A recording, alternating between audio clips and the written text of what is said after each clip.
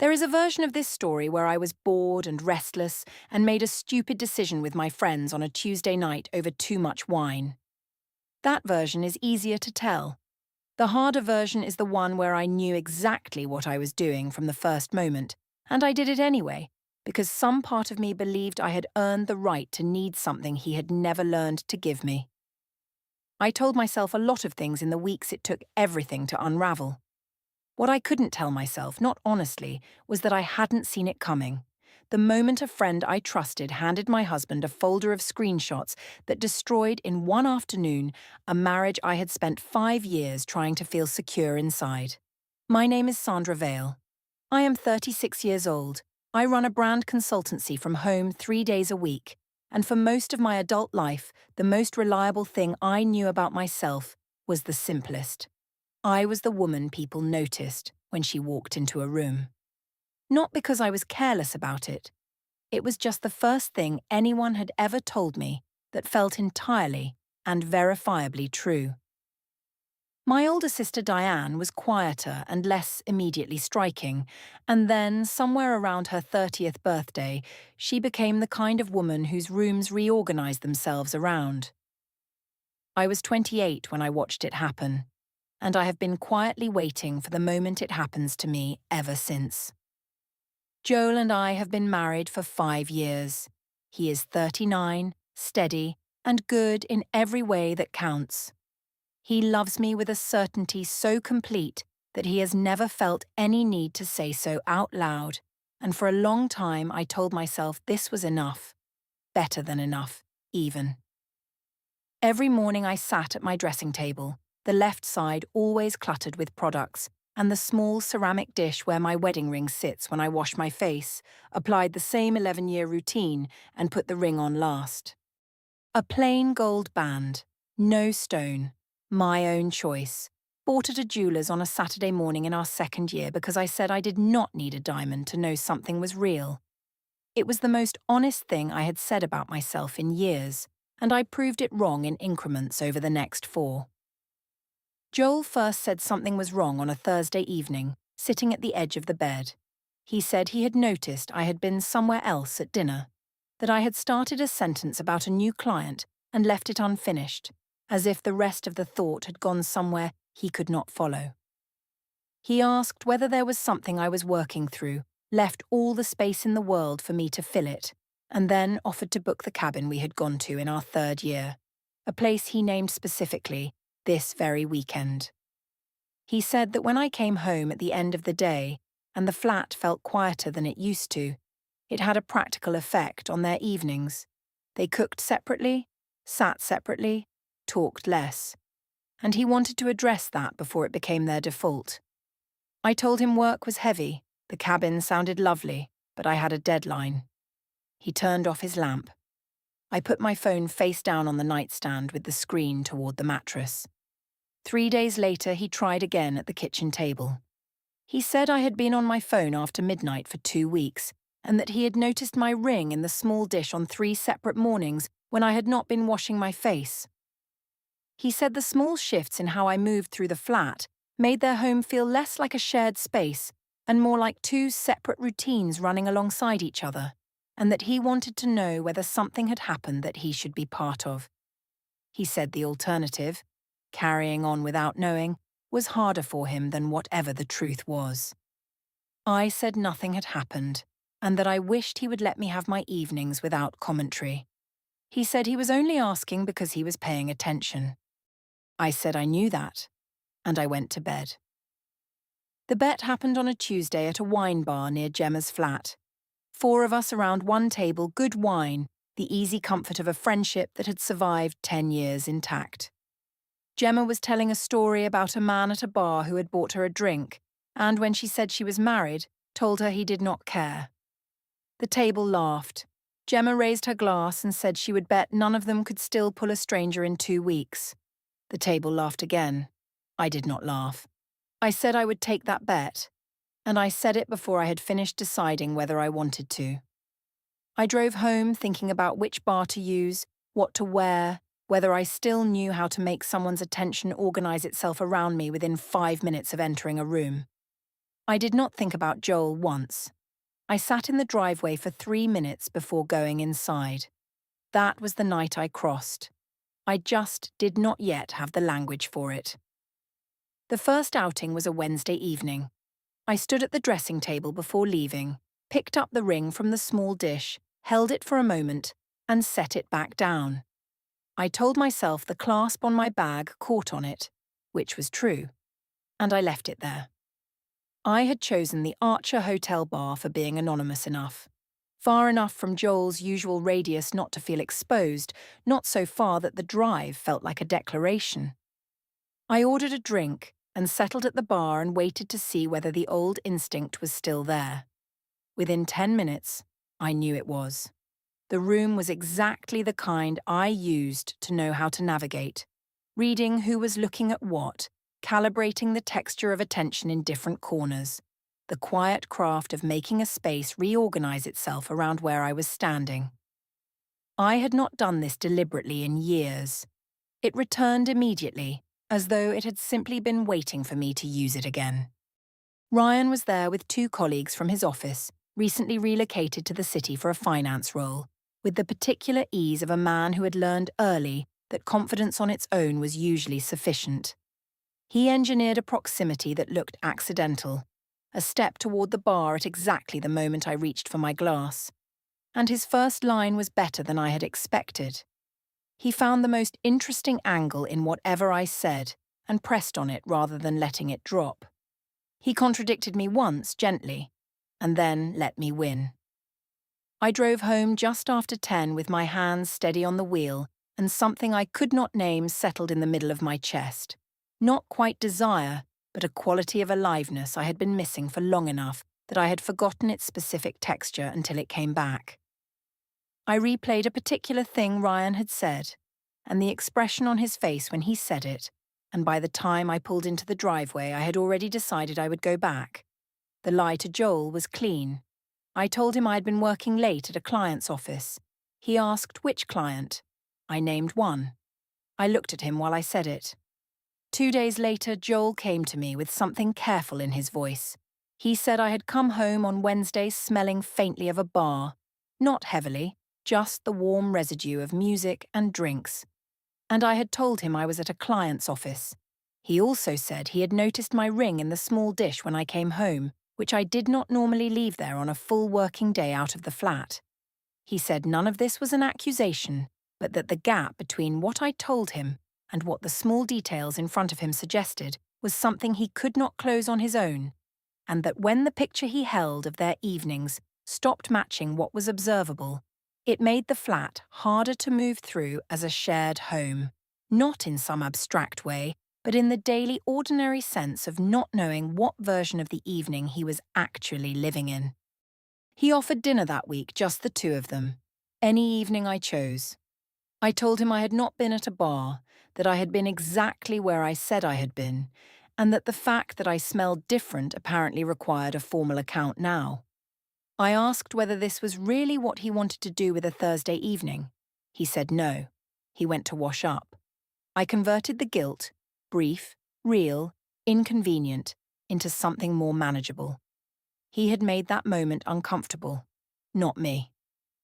4 days later, I went back to the Archer. I said nothing in the group chat. I told myself the second visit was separate from the bet, which I had technically already won when Ryan gave me his number on the first evening. Ryan was there and seemed pleased and entirely unsurprised. We talked for close to 2 hours about things that had nothing to do with either of our actual lives. His impressions of the city, a book I had abandoned, a restaurant we both claimed we wanted to try one day. I drove home at 11 and lay in the dark beside Joel and replayed the evening the way I used to review strong work, checking which moments had landed well, which parts of myself I had shown most clearly. I fell asleep thinking about something Ryan had said. The ring was 3 feet away in the dish on the dressing table. I did not think about it. I posted in the group chat the morning after the first visit. I win. Gemma sent a crowns emoji. Claire sent a laughing face and then, 3 minutes later, sent me a private message asking if I was okay. I replied that I had never been better and added that I meant it, which was a strange thing to need to add. Claire did not reply. What I did not know then was that she had already taken a screenshot of the group chat on the night the bet was proposed, and another of my win message, and had put them both in a folder on her phone she was telling herself served no particular purpose. I also did not know that Gemma had been at the Archer Hotel that same first evening and had seen me leave with Ryan's number, and had said nothing in the group chat, but had been quieter since. The following Saturday, a photo appeared on social media. Joel's colleague's wife had tagged a picture from a charity event we had attended together the previous year. Someone in the comments had written that we looked like a gorgeous couple. I looked at the photo for longer than I had meant to. Joel in the picture was not facing the camera. He was looking at me. I closed the app. I opened Ryan's message thread instead. His last message had been 6 hours ago. I read it 4 times. 10 days after the first visit, Joel came to me with something more specific. He said, without any edge in his voice, that he had been doing his regular monthly check of the joint account and had found card charges at a bar in the city centre on 3 evenings when I had told him I was working late. The rideshare history on the shared account also showed bookings to and from that area on those same evenings. He set these out flat, as facts, and said the practical consequence of the gap between what I was telling him and what the record showed was that he could not plan their shared evenings around a picture of my movements that kept not matching what was in front of him, and that this was beginning to affect how stable the flat felt as a shared home, not just emotionally, but in the basic daily sense of not knowing when the person he lived with would come home. He asked directly whether something was happening that they should talk about honestly. I told him that going through my rideshare account was not something I had agreed to, and that if he needed to audit my movements to feel secure in a marriage, the more honest conversation was about what that said about him. He did not answer that. He picked up his book. I went to bed. My company's summer social was 2 weeks away, a rooftop event at the Meridian Hotel. I had told Joel about it weeks earlier and been specific about wanting him to come. He had said yes.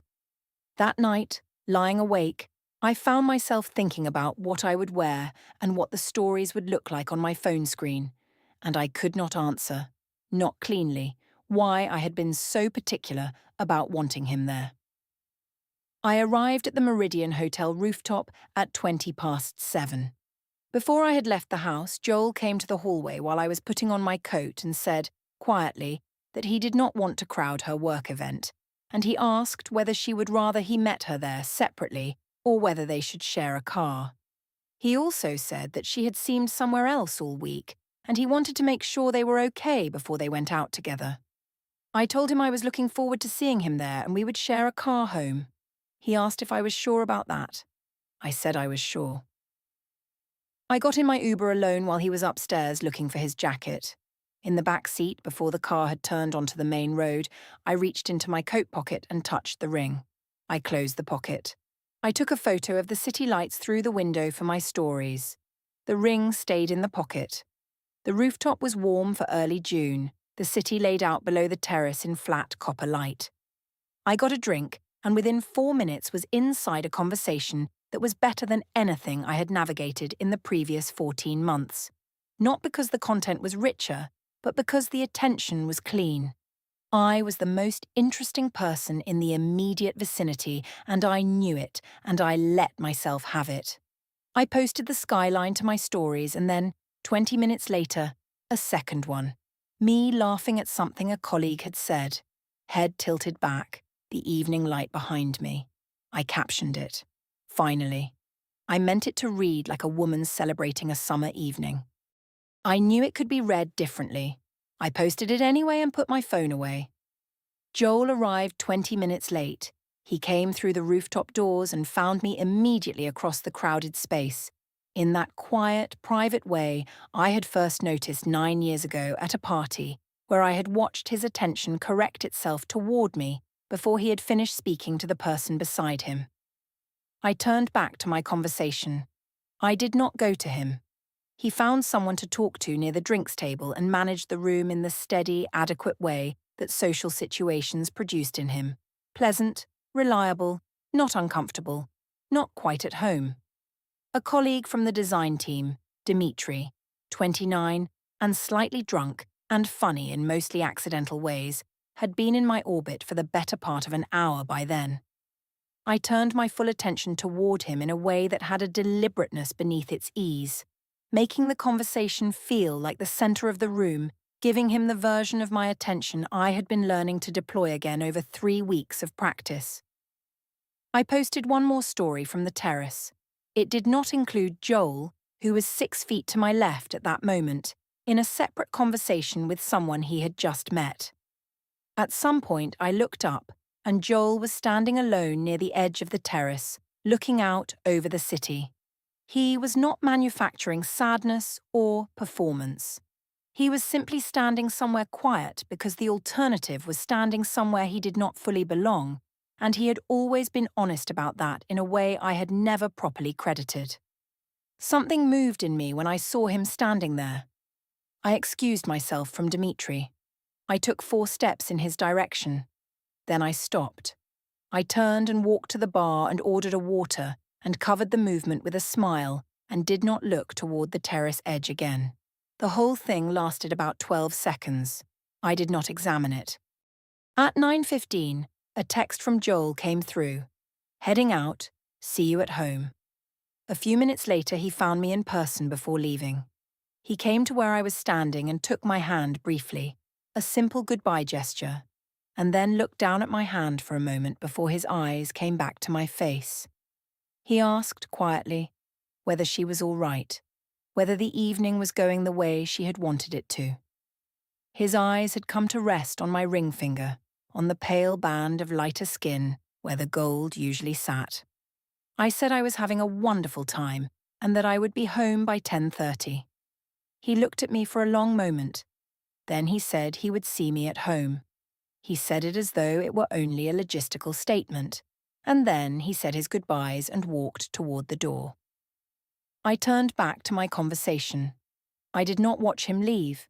I found out later that he sat in his car in the Meridian parking lot for 20 minutes before he drove home. I got back to the house at 10:30. Joel was in the bedroom. I went to the bathroom, took off my makeup, and found the ring in my coat pocket when I was hanging it up. I put it on at the bathroom sink, alone, in the mirror, at 10:34 at night. I did not think about why putting it on in private at this specific hour felt like the most significant thing I had done all evening. I went to bed. I lay in the dark beside Joel for a long time. The house was quiet. The ceiling above me was the same ceiling I had looked at every night for 5 years. In the morning, a colleague had tagged me in the second story, the one captioned "Finally."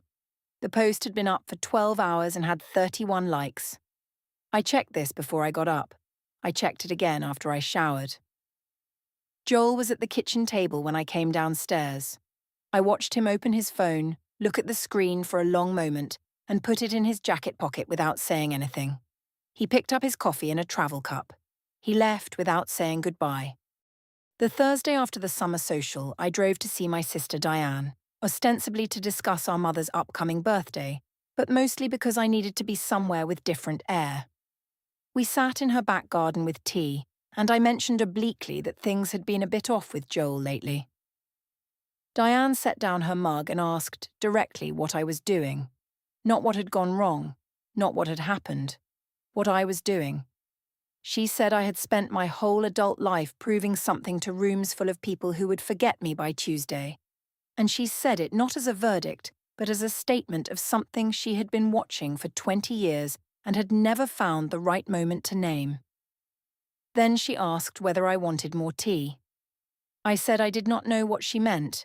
She said I did. A neighbour's dog made sounds somewhere beyond the fence, and the garden was quiet, and I stayed for 20 more minutes and drove home without saying anything else about it. The drive back took 40 minutes, and I spent most of them building responses to what Diane had said. She did not know the specifics of what was actually happening, which meant her question was built on incomplete information, which meant her answer, however it had sounded, was not properly fitted to my situation.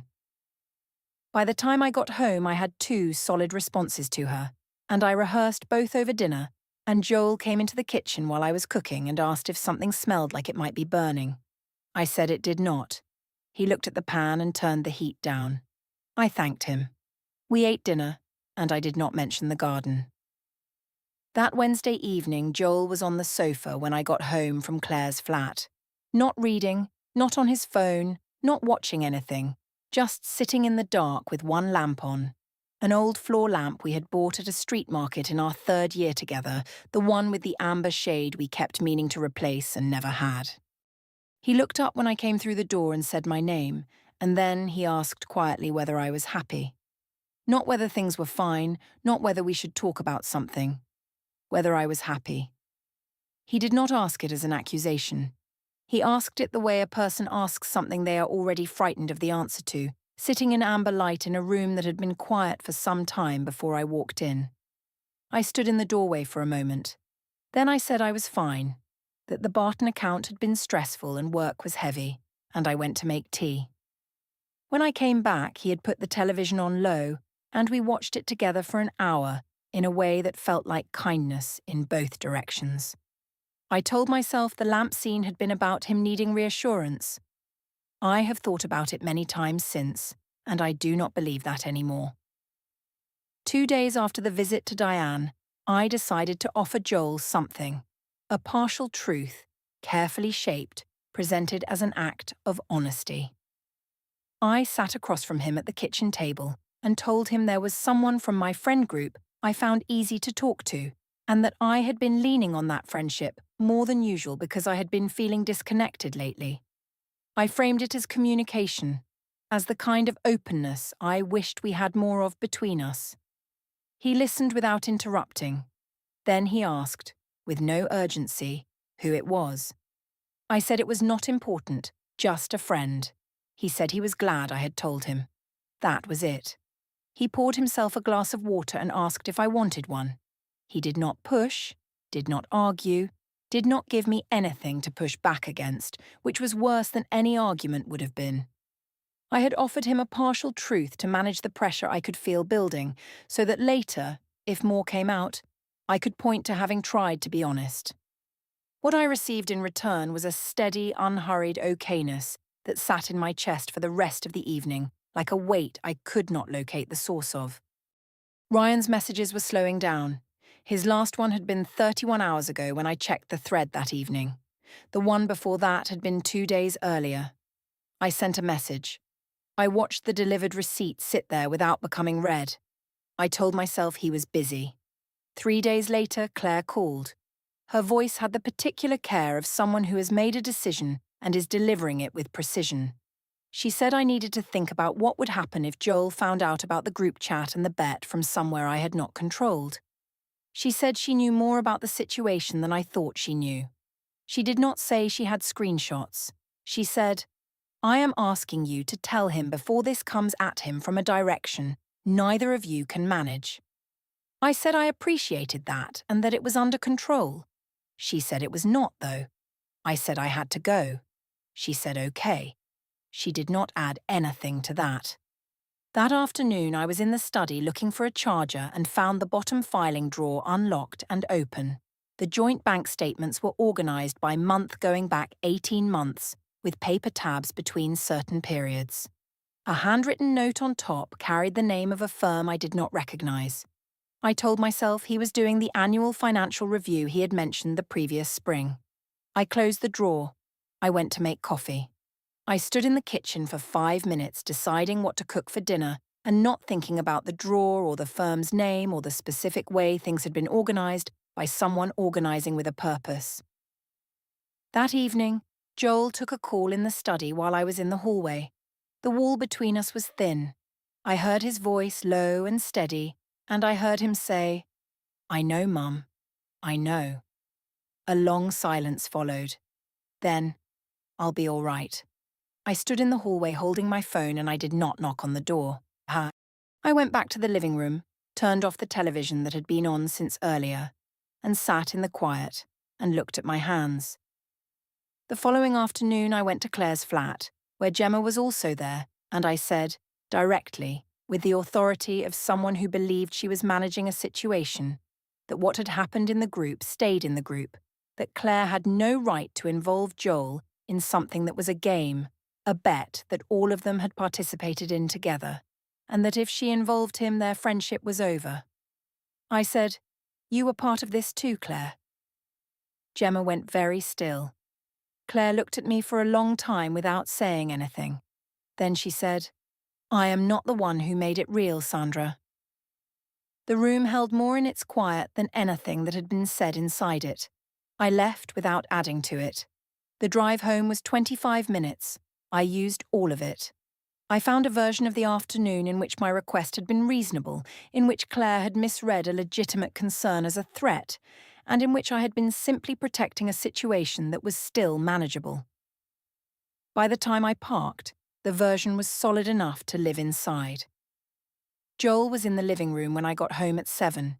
He had been there for 2 hours, the cup on the table, the specific arrangement of the room, the way the evening had settled into the space without me.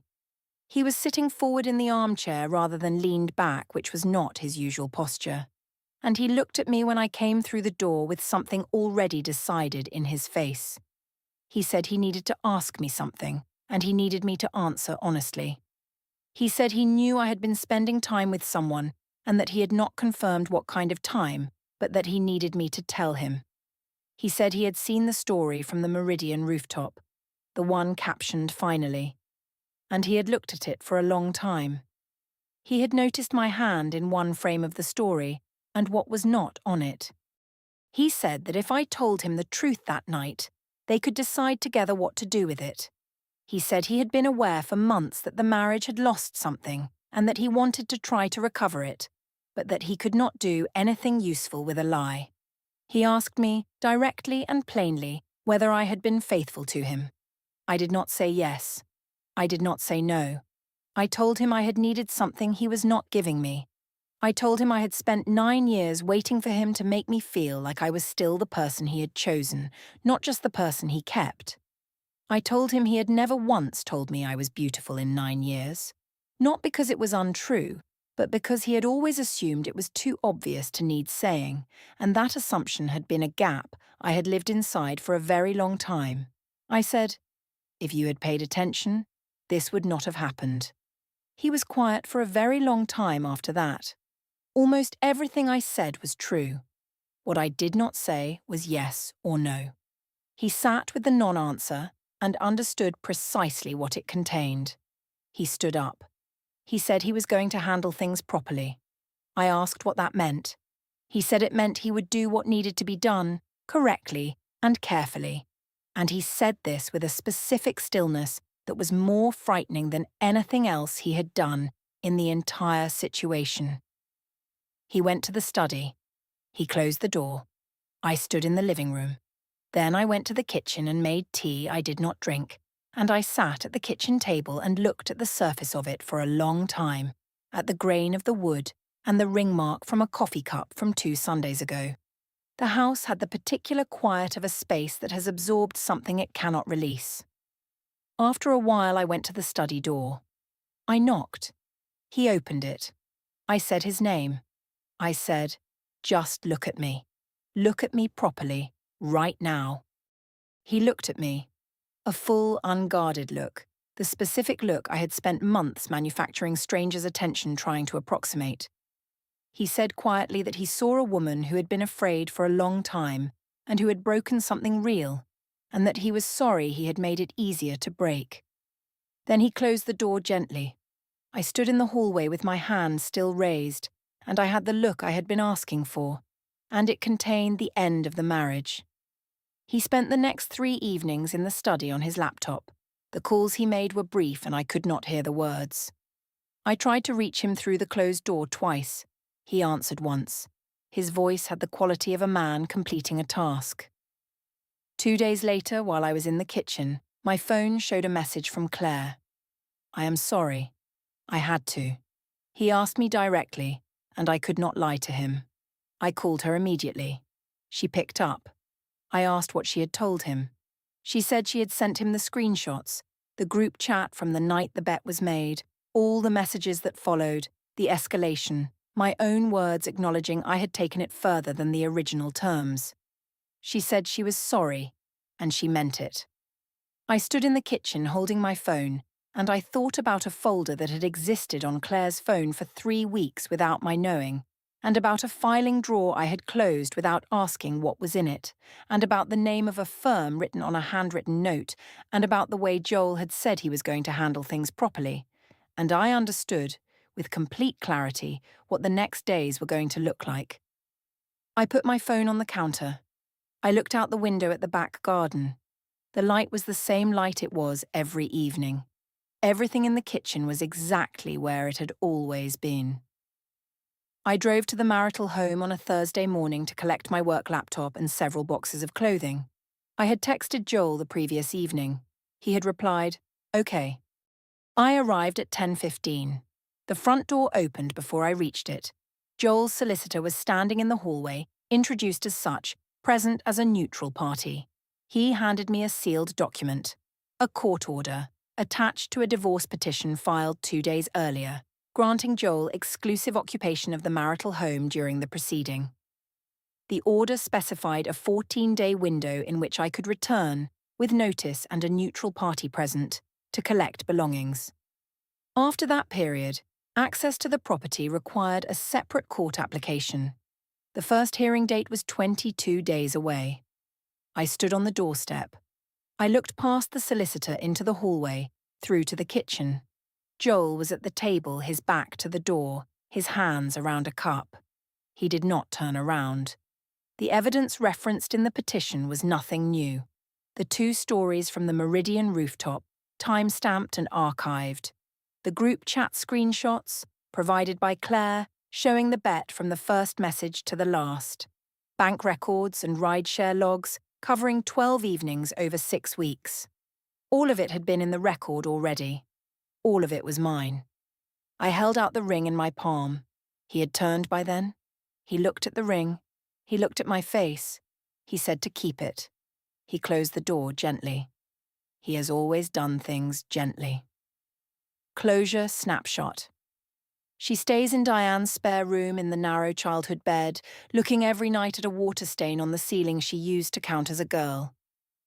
She never mentioned that water stain to Joel. She thinks about this more than makes sense. The ring is in the zippered pocket of the coat she was wearing that Thursday. She has not moved it. Ryan sent one message, 10 days after the doorstep. He said he had heard things got complicated and hoped she was okay and that they should catch up when the dust settled. She read it 3 times. She did not reply.